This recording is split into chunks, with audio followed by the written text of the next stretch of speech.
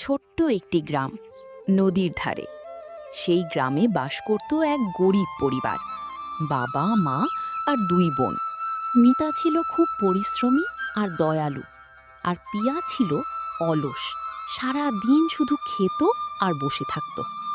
মা, আমাকে একটু জল এনে দে তো। এই তো আনছি মা।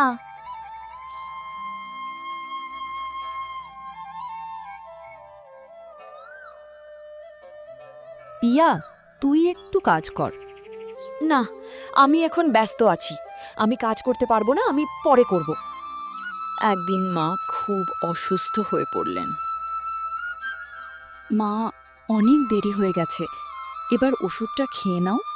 আমার জন্য খাবার আছে তো?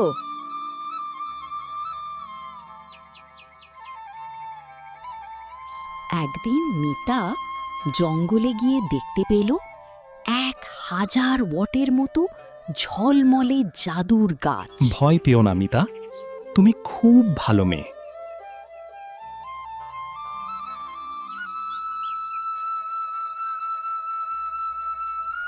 কে তুমি?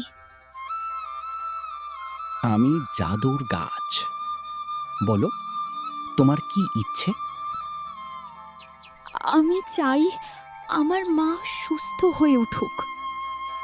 পরদিনই অলৌকিক ঘটনা ঘটল। মা সুস্থ হতে লাগলেন।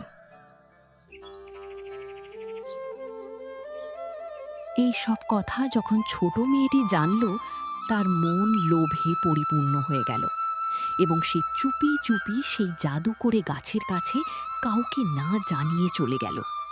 এই গাছ, তাড়াতাড়ি আমাকে আরো সুন্দরী বানিয়ে দে, আর অনেক সোনায় ভরিয়ে দে আমাকে।